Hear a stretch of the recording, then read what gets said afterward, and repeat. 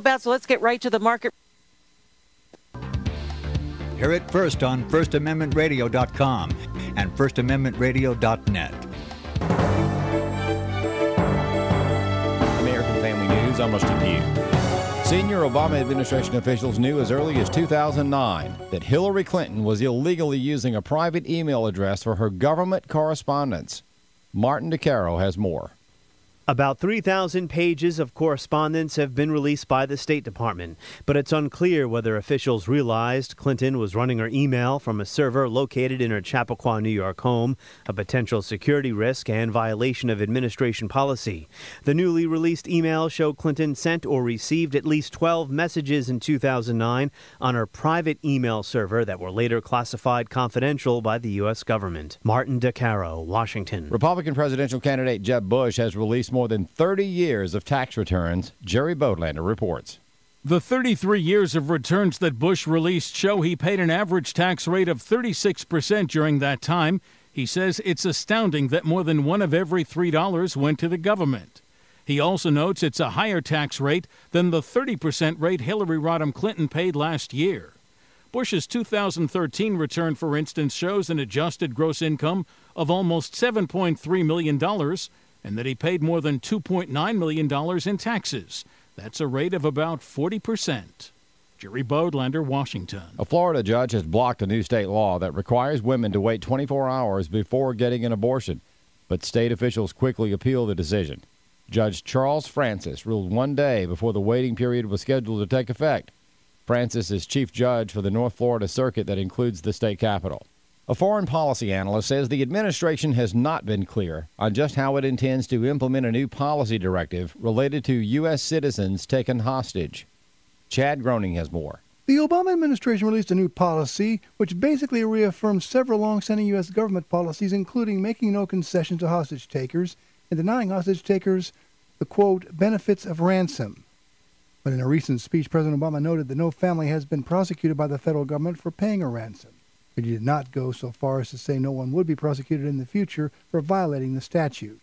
Kelly Stimson is a national security expert at the Heritage Foundation who has written a commentary on the subject. If you actually read the directive, there's no mention of the word ransom, there's no mention of the word negotiate, and there's no mention of not prosecuting families. All of these words are talked about in the media, and some were talked about by administration officials, but it's not in the actual written directive. There seems to be a disconnect between what they've written and what some administration officials are saying on the background. And Stimson says there's a big difference between communications and negotiations with hostage takers. So we want to know, does the new directive allow any element of the government to act as a facilitator between the families and the hostage takers to negotiate or facilitate the delivery of ransom money? None of that is clear yet from the administration. Stimson says people are jumping to conclusions based on what they've heard. So his organization believes there are serious questions that the administration has to answer. I'm Chad Groening.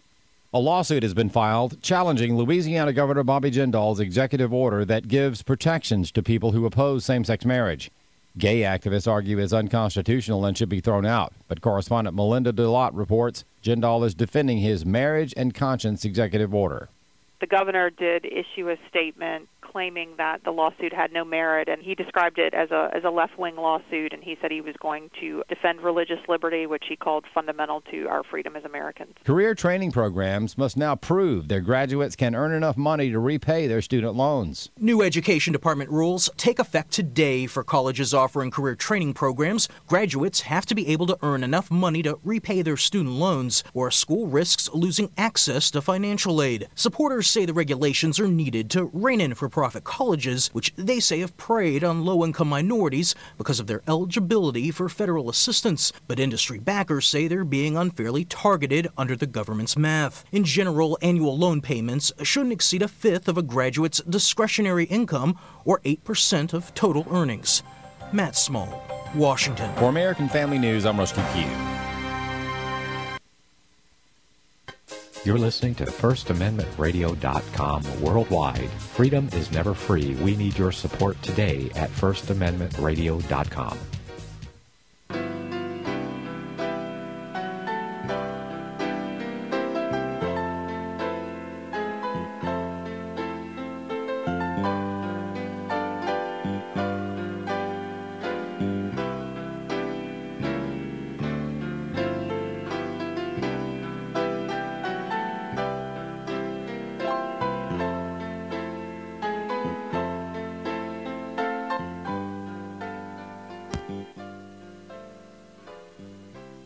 Good morning and welcome to another edition of Inquisition Update. My name's Tom Fress. I'll be your host for the next hour.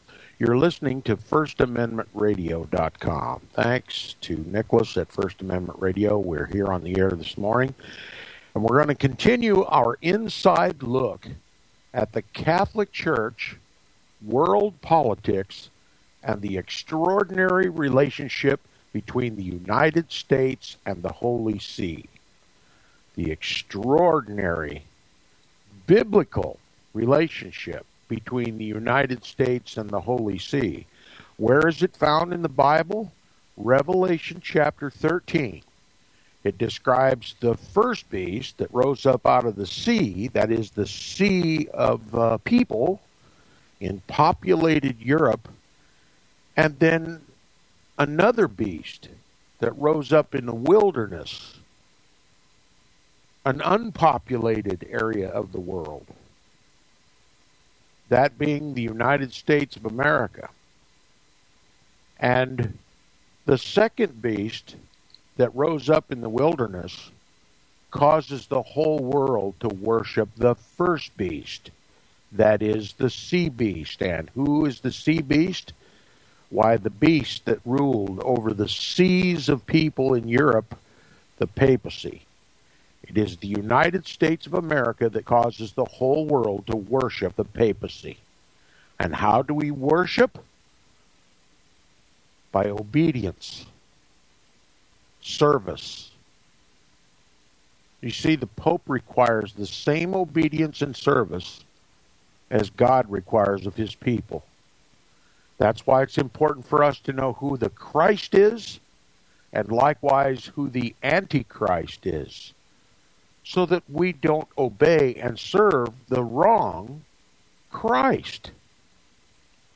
And that's what this book is going to reveal to us. Who is the Antichrist? Who controls the second beast that rolls up out of the wilderness? Who sets foreign and domestic policy for the second beast of Revelation chapter 13, the United States? This book is entitled The Global Vatican.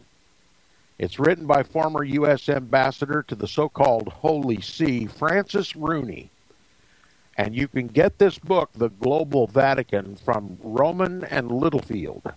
And I highly recommend those Bible-believing Protestant Christians who count it worthy to worship and obey and serve Jesus Christ the Messiah, and also to denounce and proclaim to the world that the Pope, the papacy, is, was, and always will be the Antichrist of Scripture.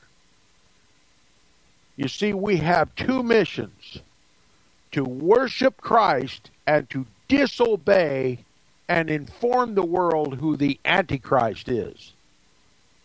The Bible leaves no room for doubt. History confirms it. The Spirit attests to it. And this author is revealing information that true Bible-believing Christians ought to know. Now we'll continue where we left off yesterday on page 6, if you're following along, in the first chapter of the book entitled The Greatest Evils to be Feared.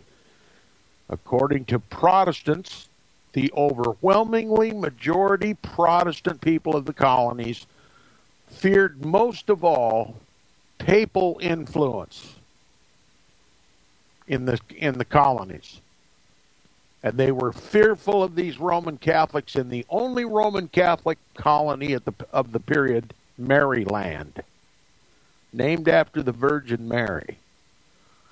Now, I'll back up one paragraph for continuity purposes and read the last paragraph that we concluded with yesterday. The author says, rich or poor, Catholics worship quietly in homes and in small private chapels, a function both of the illicitness of the public mass and the scarcity of churches. Remember, Roman Catholicism was suppressed. No open worship of the Mass in public.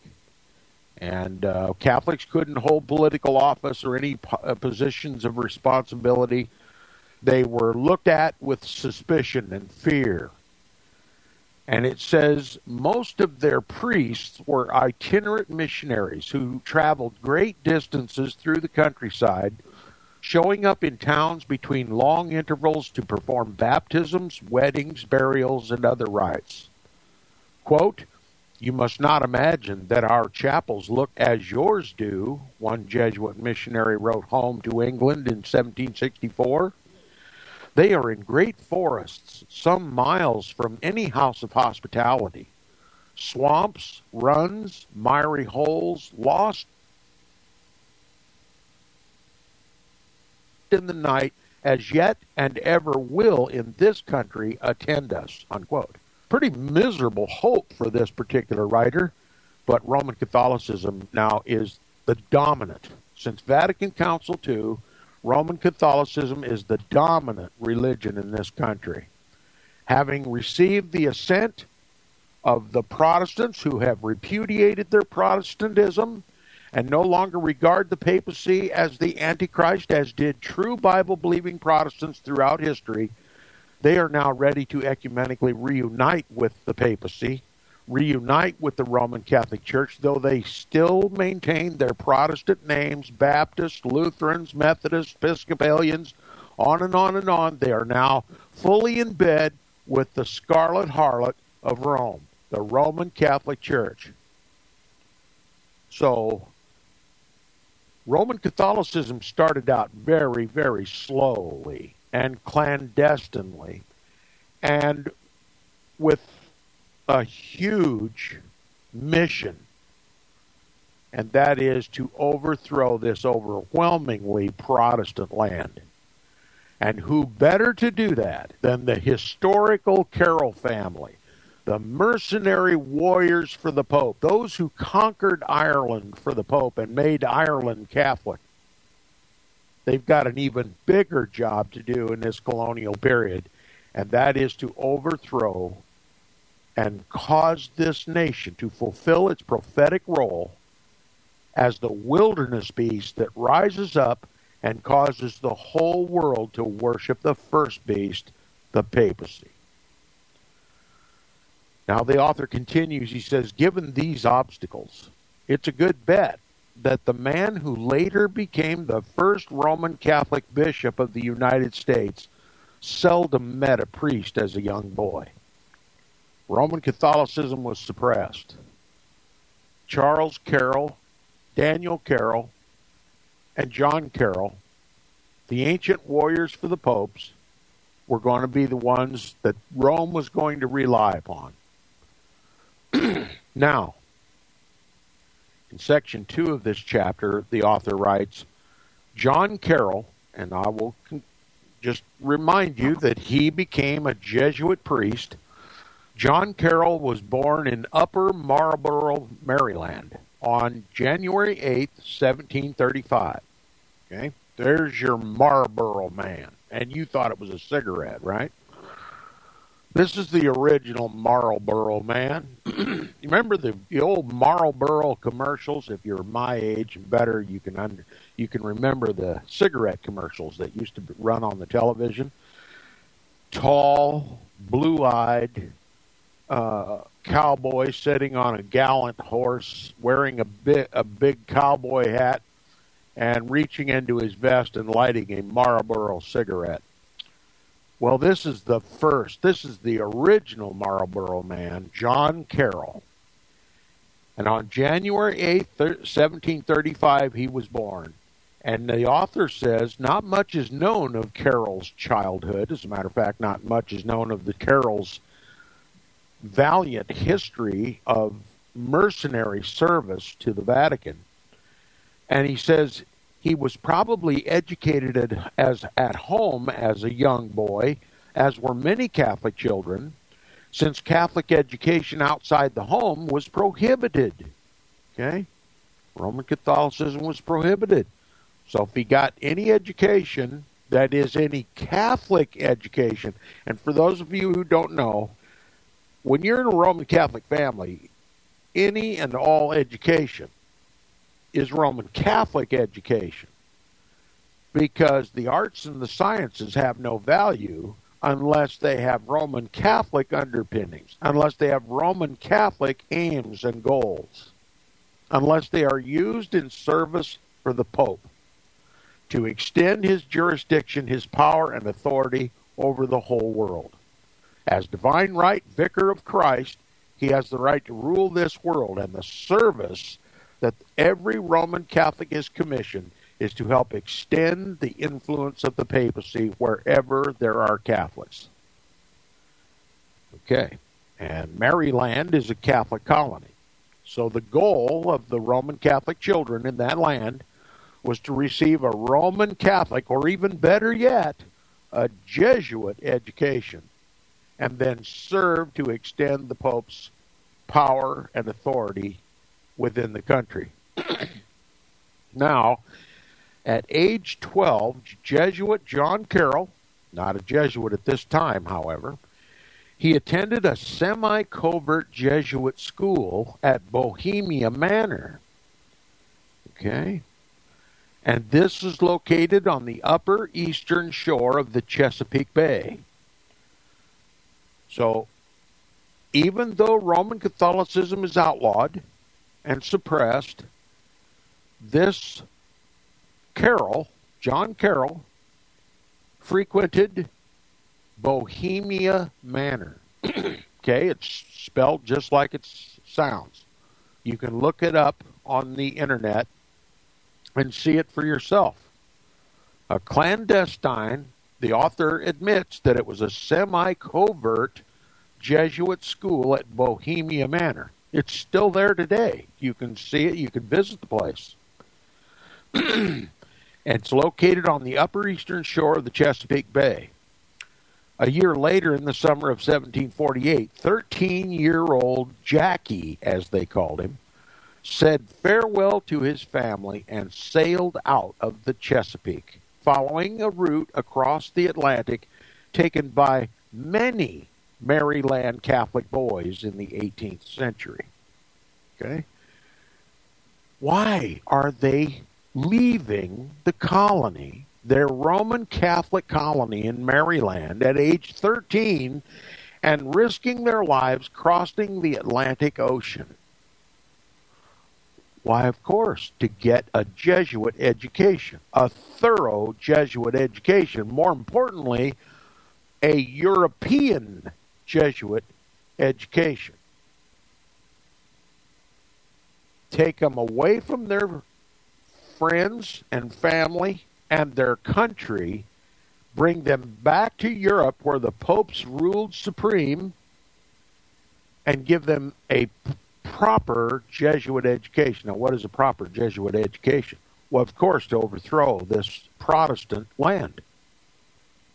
And you can't have an education like that on Protestant land, especially when the Protestants are protesting and putting down Roman Catholicism. So Roman Catholics, in service to their Pope, have to get their education in Europe. In this case, Flanders, in a little town called Omar, St. Omar, or Omer, it's called. St. Omer, Jesuit school, historical Jesuit school, and it was created right after the Protestant Reformation. Why? Because the Jesuits had to defeat Protestantism. They created these schools, educated Roman Catholics on how to conquer Protestantism and to extend the Pope's temporal and spiritual power wherever they live. So Jackie, John Carroll, said farewell to his family and sailed out of the Chesapeake, following a route across the Atlantic taken by many Maryland Catholic boys in the 18th century. Accompanying him was his 11-year-old cousin Charles. Now, to be more specific, this is Charles Carroll of Carrollton, the son of the first Charles Carroll. Charles Carroll of Carrollton became very, very well known and popular in the colonies because he engaged in a political debate in one of the primary newspapers at the time, and he was called in that debate anonymously First Citizen. And he gained popular attention. He became known as a wise man in the colonies at the time, many not knowing that he was Roman Catholic, and even fewer knowing that he had a European Jesuit education. Okay, accompanying him was 11-year-old cousin Charles, the future signer of the Declaration of Independence. Future signer of the Declaration of Independence. Why would a Catholic be included in a signer of the Declaration of Independence when Roman Catholicism was suppressed? Unless, of course, the Declaration of Independence from Protestant Great Britain was a Catholic mission. You see, England was stubbornly Protestant. The Catholics would battle back and try to take over the country for the Pope, but somehow the Bible just had more sway than the papal tyrant from Rome. And the Protestants diligently fought back. They knew who the Antichrist was, surely. We don't today, but they did, and they successfully battled back, and they interminably made England Protestant. Despite every effort of the popes to overthrow the Protestant crown of England, the Protestants always fought back and reserved Protestantism as the national religion, okay? But the second beast, the wilderness beast, the United States of America, was not to be Protestant. Okay? Because to fulfill its prophetic role, it has to cause the whole world to worship the first beast, the papacy. So despite the fact that the colonies were overwhelmingly Protestant, this is a mission of the Jesuits to take over the government slowly but surely, slowly at first, and with a smile on your face and a warm, welcoming hand for the Protestants, because you don't dare wake up their Protestant sentiments. You don't give them any reason to annihilate you, but to bide your time. Work diligently behind the scenes, keeping clandestine and secret your ultimate goal to overthrow the government, and then to use that government and the Protestants that live in it to fight your wars, your holy wars, your crusades, and conduct your inquisitions without their knowledge to conquer the rest of the world and subject it to the authority of the papacy. You talk about a huge mission, a dangerous mission. It was, and it still is, because if Protestantism ever wakes from its almost unrecoverable slumber, the Jesuits are in trouble, big trouble. Roman Catholicism is in big trouble. Antichrist is in trouble because Christ now actively dwells in the hearts and minds of his people. That's what happened during the Protestant Reformation. That's when that little group of people in the world calling themselves Protestants after reading the Bible for the first time realized that the papacy was the Antichrist, and they overthrew every government in Europe practically. The only governments surviving were those who were historically staunchly Roman Catholic: France, Italy, Spain, Portugal. The rest of them became democratically Protestant. They overthrew their papal monarchs. They liberated all the people. And the papacy was on the ropes. The papacy didn't have but a shadow of the power that he had before. He had but a shadow of the wealth that he had before. He lost his ability to tax the nations and then to take their hard-earned gold and turn it into crusades for the Pope. The Pope either sinks or swims upon the destiny of these colonies. You see, the papacy was nigh unto death in Europe. There was only one hope for the survival and yet recovery and yet overwhelmingly conquer the rest of the world unless that hope came from the United States of America. The Pope's eggs were all in one basket, 13 of them, and only one of them was Roman Catholic. Huge, huge endeavor. Now, accompanying him was John Carroll was his 11-year-old cousin Charles Carroll of Carrollton, the future signer of the Declaration of Independence. The Pope desperately needed a Declaration of Independence from staunchly Protestant England. See, the Church of England had a lot of sway in the colonies. The Church of England was regarded as a Protestant colony, despite the fact that the Puritans despised the Church of England, thought it was more Catholic than the Catholic Church. But nonetheless, it was desperately necessary for the colonies to be separated from Protestant Great Britain. They needed that Declaration of Independence. And Charles Carroll, John Carroll, and Daniel Carroll helped to bring about that Declaration of Independence and the Revolutionary War that permanently separated this country from Protestant Great Britain. Okay? You've never read any of that in your history books because they've all been rewritten by the Jesuits. Those who produce our history books are carefully vetted.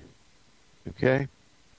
And there's a Jesuit or Roman Catholic priest advisor on all of these committees that select textbooks for schools. You can't have a roughshod Protestant writer writing the history books because of all of this knowledge would be known among the children of this country. So in the name or under the pretext of religious liberty, we have to put all these controversial subjects behind us and just get on with it, okay? So the history books are just a collection of names and dates and events, but no rhyme or reason to it that is counterproductive to the ultimate mission of the Jesuits to take this once Protestant land and use it to conquer the rest of the world for the Pope. You can't accomplish that goal unless you have strict control of the information that is gained in the schools of this country, and also, and especially, from the churches of this country. Protestantism, the source of Protestantism, Protestant belief was in the churches. So they had to get control of the pulpits. To get control of the pulpits, to put down any Protestant discussion and study in the churches, they had to get control of the seminaries. And that's what they did. And in the seminaries, they taught futurism, exonerating the papacy and putting the onus of Antichrist on a single man that doesn't come on the world scene until just before Christ returns. You see how shrewd a warrior these Carrolls and these Jesuits are? He says the Carroll cousins landed in London, then made their way across the Channel and north through France to Flanders. A Jesuit school there in the town of St. Omer had been educating Catholic boys since the late 16th century. What happened in the early 16th century? The Protestant Reformation, 1517. Liberty came all over Europe, and the Jesuits and the papacy together and the monarchs of Europe had to get together and stop this Protestant rebellion. And they did it through education. One of the principal sources of education was St. Omer in France, and that's where these John Carroll, Daniel Carroll, and Charles Carroll were educated for a purpose. We'll return right after these messages. You're listening to Inquisition Update on First Amendment Radio.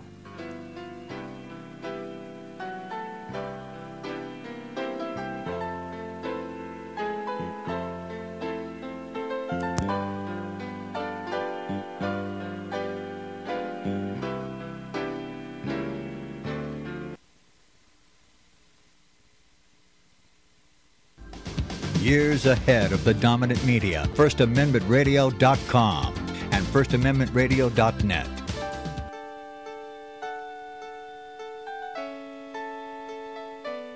The program you are listening to is 100% sponsored by you, the listener, on this First Amendment Rights Media channel.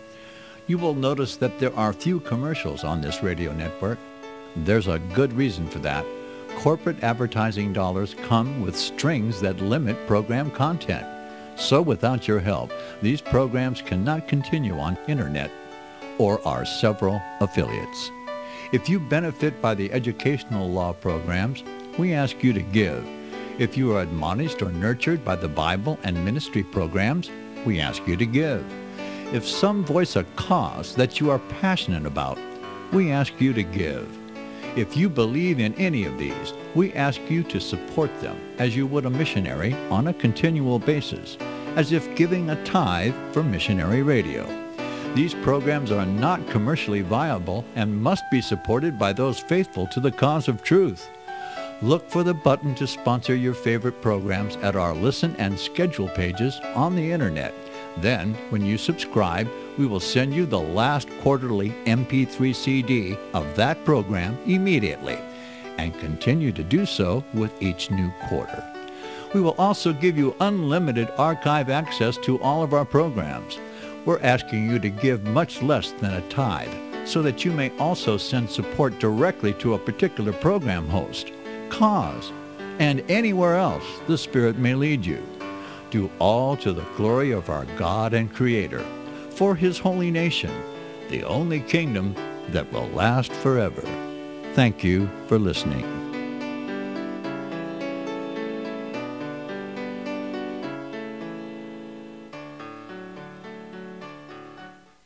Gold and silver is tremendously undervalued. Global demand vastly exceeds mine supply by more than 60% annually. There is little in the financial world more certain than a coming explosion in the prices of gold and silver. The U.S. dollar continues to lose value and respect as the world's reserve currency. Our nation faces challenges on many fronts, and a day doesn't pass without another economist bringing forth warnings of impending economic calamity. There has never been a better time than right now to acquire physical gold and silver. Discount Gold and Silver Trading was founded on the principles of truth and honesty. We believe in providing a quality product, quality service, and most importantly, competitive pricing. We provide all forms of precious metals, including American gold, silver, platinum, and rare investment and circulated coins. Silver bars, rounds, and 90% silver bags are on hand for the silver investor. Gold self-directed IRAs are available. Call Discount Gold and Silver Trading at 1-800-375-4188. Toll free, that's 1-800-375-4188.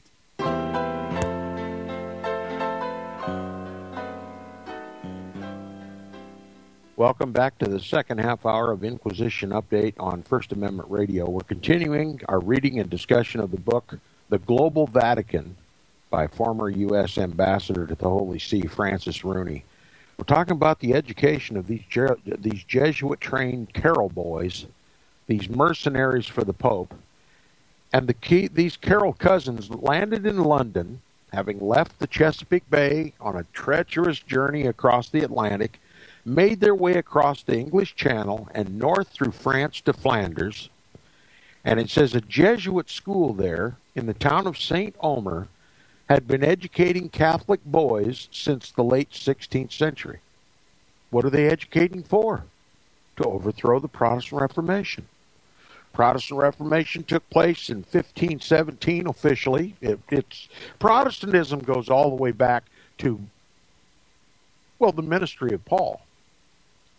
Paul predicted who the Antichrist would be. He would be that which rises up in the power vacuum left by the Roman Caesars, and until the Roman Caesars were taken out of the way, the papacy could not come to power. And when the old Roman Empire was deceased, it was literally reborn in the papacy. The Roman Empire became the Holy Roman Empire at that point. So Paul was teaching who the Antichrist was. You see, how could Paul be teaching that the Caesars at that time occupied the very seat of the Antichrist, and the Antichrist wouldn't arise until the Caesars were put out of business. If it's true what they teach in the churches today, that the Antichrist comes late, in the very last few years before Christ's return. You see how we've been deluded in our churches? Do you see what the purpose of this St. Omer's school, this Jesuit school, is? To conquer Protestantism. And that's what these Carroll boys are assigned to do, to conquer Protestantism in an overwhelmingly Protestant United States, or colonial United States, before United States even was. The Protestant Reformation began in 1517. The Jesuits were created in 1540 immediately to answer the Protestant Reformation, to destroy the Protestant Reformation. The Jesuits were created. That's their whole purpose for existence. Their first line of action was to convene the Council of Trent, where officially the Roman Catholic Church announced a war of annihilation against Protestantism, and it included 100 specific damnations for basic Protestant beliefs. In other words, give you an example. They said at the Council of Trent that if you don't believe in that the Eucharist, that little piece of bread that the priest holds up and says, Hoc est inus corpus meus, and then all of a sudden that piece of bread becomes the literal blood, body, soul, and divinity of Christ, Jesus Christ, whole and entire, and is to be offered once again on the altar of the Roman Catholic Church as a bloodless sacrifice for the remission of sins, a perpetual sacrifice of the blood of Jesus' body, a literal reenactment of the crucifixion of Jesus Christ. You are accursed. That's right. And if you don't believe that it is divine law that you must confess your sins in the ear of a Roman Catholic priest and then do penance as issued by that priest and then receive absolution for your sins from that priest, then you too are accursed. And if you believe that the Bible outranks the Pope, that the Bible outranks Roman Catholic canon law, you believe that the Bible is your sole source of learning for faith and practice, you too are accursed.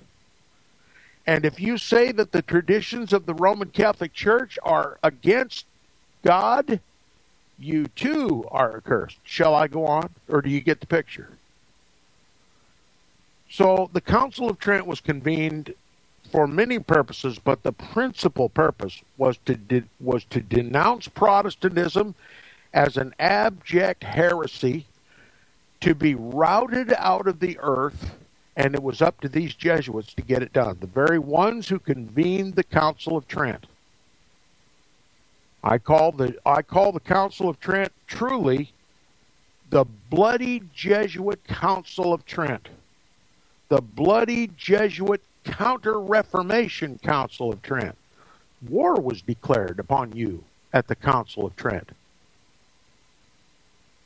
A war of annihilation or a war of assimilation. And that's what we see today.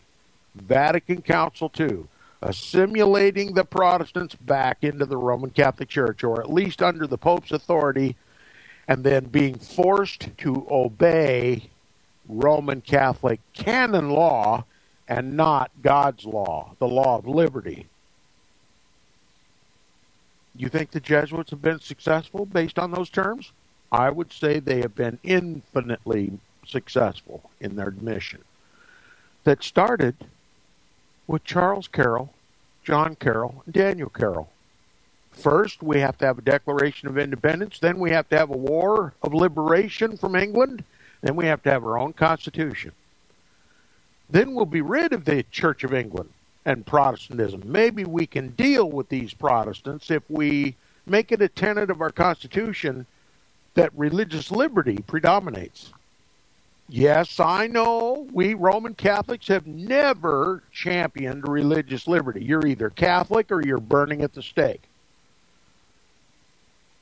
But the situation demands that we be cautious here in this second beast, or it might rise up to bite us in the fanny.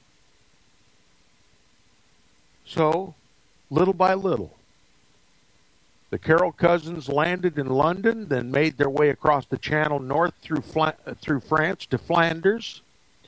A Jesuit school there in the town of St. Omer had been educating Catholic boys since the late 16th century.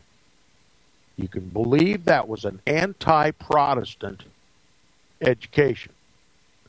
A lot of other things may have characterized that education, but it was principally an anti-Protestant education, a counter-Reformation education. The school offered an extraordinary education for an American, deeper and more cosmopolitan than any colonial Protestant was likely to receive at the time. Why? What kind of an education do you suppose the Protestants were getting? Well, they were getting a private and public Protestant education. And what was that education? Christ is the Messiah. Jesus Christ is the Messiah, and only him do we worship and obey. And the Pope is his counterfeit on the earth. And his Roman Catholic Church is the synagogue of Satan, a counterfeit of the body of Christ. That's a Protestant education. That's what they were getting in their homes and in their schools, a Protestant education. What was their textbook? The Bible. The Bible. But listen what Francis Rooney considers important for education. The school offered an extraordinary education for an American, deeper and more cosmopolitan. Okay? It wasn't the Bible. According to Francis Rooney, their education was even deeper and more cosmopolitan than the Bible, which the Protestants were using. Oh, these Jesuit-trained people are, extraordinary education. It's not in the Bible. They're not educated in the Bible. They're educated in Roman Catholic canon law. They're educated in Greek philosophy. They're educated in earthly matters. All the emphasis taken away from the Bible, because the Bible reveals who the Antichrist is. If they read the Bible, well, they'll become Protestants. You see why the Pope, all through history, condemned the translation of the Bible into the languages of the people? And when they did translate those Bibles into the languages of the people, they went about collecting those Bibles and burning them. And when that didn't stop the gospel of Jesus Christ and the proclamation that the Pope was the Antichrist, they went about burning both Bibles and those who read them. You can't have an old world order, much less a new one, if people are reading their Bibles. The Protestants in the colonies were reading their Bibles, but these Jesuits, why, they were educating Catholic boys with anything but the Bible. All right? The school offered an extraordinary education for an American, deeper and more cosmopolitan than any colonial Protestant was likely to receive at the time, albeit one earned by exile from home and family. Here's a quote from Charles Carroll. He wrote back home, he said, "Most of our Marylanders do very well," says Charles Carroll, who wrote back home in 1750, quote, "and are said to be as good as any, if not the best boys in the house." So that little Maryland colony sent a bunch of dedicated Roman Catholic boys across the Atlantic and into Flanders and into the Jesuit school of St. Omer's, and they rose and shone. The best boys in the house, it says. Okay? Given events on the political horizon in the late 18th century, the curriculum at St. Omer's was notable. Now listen, never once is the Bible going to be mentioned. Here's what the education they got. Along with Latin and Greek classics, students were given a steady diet of Catholic theology. That's not the Bible. They were given a steady diet of Catholic theology. Now, what do you suppose Catholic theology is? Catholic theology is the Pope's not the Antichrist. Despite what the Protestants say, the Pope is the vicar of Christ, the very representative of Christ on earth. As a matter of fact, he's God hidden under a veil of flesh.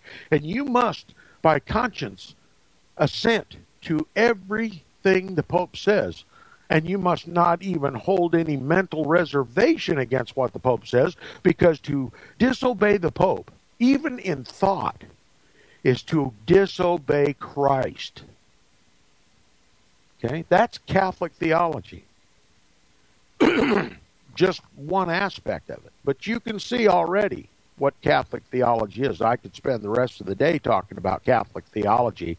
Most of it would be over your head, judging by the fact that nobody in this country virtually anymore knows who the Antichrist is, so they certainly wouldn't care. They would scoff at the idea that the Pope is the Antichrist or the papacy is the Antichrist. Therefore, they don't even care what the Roman Catholic Church teaches. They don't care about Roman Catholic theology. They don't even care about the Bible. Okay? But along with Latin and Greek classics, students were given a steady diet of Catholic theology as interpreted by the intellectually probing Jesuits. So their entire education was slanted by the intellectually probing Jesuits. This is what we call a Jesuit education. And it's all geared toward fitting that individual, that student, to perpetuate Roman Catholic theology, or rather Jesuit Roman Catholic theology, and to make you fit servants for a global monarchy under the papacy, and to help conquer all potential opposition. Okay, they would have been exposed to Thomas Aquinas' writings from the 13th century. Thomas Aquinas is regarded in the Roman Catholic Church as the quote-unquote angelic doctor, when in fact he is a demon. Thomas Aquinas' writings of the 13th century, but also to the works of 16th century Jesuit thinkers such as Spanish Francisco Suarez and Juan de Mariana, and Italian Jesuit priest Robert Bellarmine, Cardinal Robert Bellarmine. What do all these three people have in common? Francisco Suarez, Juan de Mariana, and Robert Bellarmine? Well, they all had not only their Catholicism in common, not only their Jesuitism in common, but they all were thinkers and philosophers, and their ultimate creation was a form of government called democracy. Now that ought to make the hair stand on the back of your neck. Do you know that the form of government enjoyed today in the United States of America was a Jesuit creation? That's right. Democracy is a Jesuit form of education. A Jesuit form of government, rather. Created by Jesuit thinkers such as Francisco Suarez, Juan de Mariana, and Italian Jesuit Cardinal Robert Bellarmine. These authors were, in their way, as rousing as John Locke on the subject of liberty. Jesuit liberty. It cannot be compared to the liberty whereby Christ hath made us free. No, the Jesuits are going to counterfeit liberty now. And they're going to call it democracy. But there's a hitch in their get-along, and I'm going to explain it to you. It says in Summa Theologica, which is the angelic writing of this angelic doctor, Thomas Aquinas, distinguish between just and unjust government, proposing that subjects, that is, you and me, the sheeple, had a right to rise up against an unjust tyrant and even commit tyrannicide, that is, the assassination of an unjust tyrant in certain extraordinary circumstances. All right, what was the history of the Roman Catholic Church before Thomas Aquinas? The historic teaching, the Roman Catholic theology teaches that the Pope rules by divine right. As Vicar of Christ, the replacement of the Son of God on earth, which literally means Antichrist. Just look it up in any dictionary. The prefix anti and vicar are virtually the same word. If you call the Pope what his official title is, if you call him Vicar of Christ, you're literally calling him Antichrist. If you were to stick out your hand to the Pope and shake it and say, "Hi, Mr. Antichrist," he would just simply courteously nod and expect you to kiss his ring. Remember, notice that when Pope John Paul II visited the European Parliament and a good Protestant man was standing in the back calling him Antichrist, Antichrist, Antichrist. John Paul II just nodded and smiled. He acknowledges who he was. Antichrist. That's his title, Vicar of Christ. It's one and the same. No distinction. Textbook dictionary definition of vicar and anti are exactly the same. They don't even try to hide the fact. In the very title of the Pope, he is Antichrist. But according to Roman Catholic theology, historic Roman Catholic theology, Orthodox Roman Catholic theology, the Pope is the Vicar of Christ, the Antichrist, and he must be obeyed as Christ, and he has the divine right to rule this world, both over spiritual and temporal things. Global monarch, King of kings and Lord of lords, that is his divine right. But since it's logistically impossible for the Pope to physically manage the whole world, he has to rely on, well, vicars of the vicar, okay? And that happens to be the kings of every country. The popes picked the kings. The popes instructed the kings on how to rule the people according to Roman Catholic canon law and the decrees of the popes. And they did, or else. The Pope even oftentimes placed their crowns on their heads. And, of course, if you allow the Pope to place your crown upon your head, then you have received your power from the Pope. And if the Pope becomes disenchanted with you, Mr. King, he can remove that crown, right? If he put it on, he can take it off, right? Right? Just like if the Catholics wrote the Constitution of the United States, well, then the Catholics can change it, can't they? Or just do away with it altogether and replace it with another form of government called the New World Order. You see how dangerous it is to go mucking around with the Antichrist of the Bible? He'll subtly insinuate himself even over your own soul. And instead of Christ being your king, who you profess with your mouth, you wind up serving Antichrist with every member of your body. That's the condition we are in today. So, during the old world order, when the Pope ruled over all the kings of the earth and did his bidding and ruled the people as the Pope required, contrary to the Scriptures, obviously, and contrary to God's law, and contrary to the worship and service of Jesus Christ, Thomas Aquinas had a perfectly counter teaching. Well, during the old world order, if you killed one of the Pope's kings, you were toast, buddy. Because They served with the same divine right that was given to them by the Pope. You ever hear of the divine writers? You ever wonder where these monarchs of Europe, those who were called blue bloods and divine writers, do you ever wonder where they got their blue blood and divine right? By the only one that ever claimed divine right, the Pope. Okay, they served the Pope. They got divine right to rule from the Pope because he was God on earth. If the people rejected that Pope, then they were placed under interdict.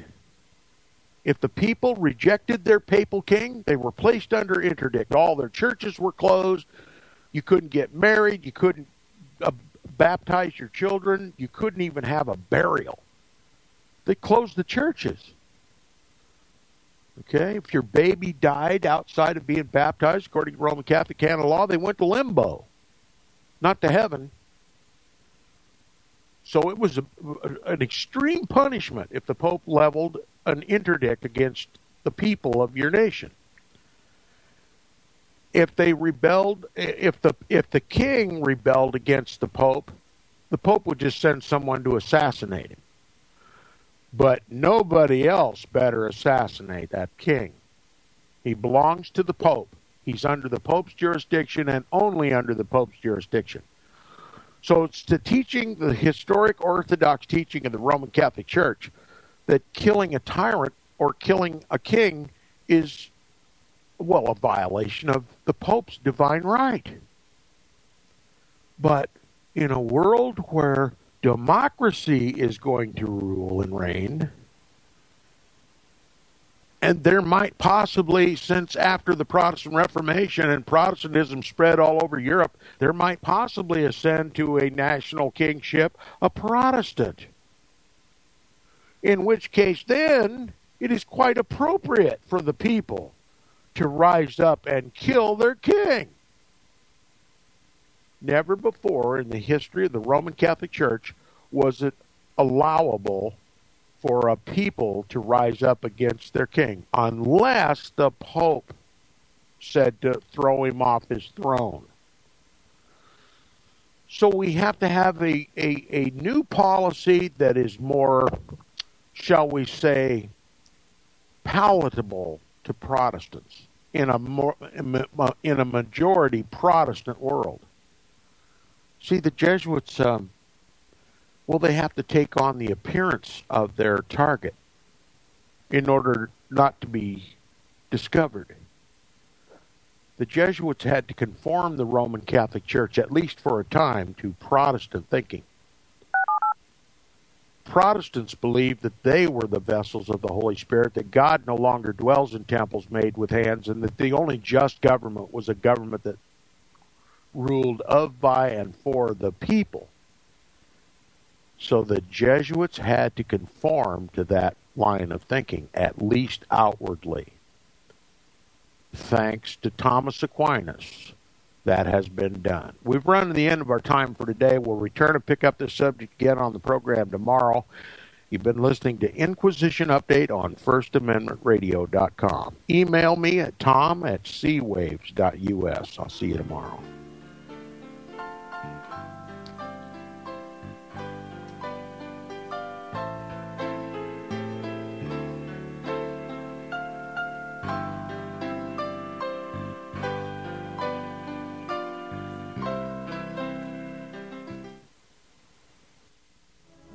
Since the beginning of time, kings have sought it, nations have fought for it. It has been traded, it has been borrowed, it has been purchased, it has been stolen. There's a reason for it. To secure the blessings of liberty to ourselves and to our posterity, invest with the security of gold and silver. Call Discount Gold and Silver Trading at 1-800-375-4188 or visit discountgoldandsilvertrading.net. Listen to Financial Survival with your host, Melody Cedarstrom, right here on FirstAmendmentRadio.com at 4 p.m. Eastern,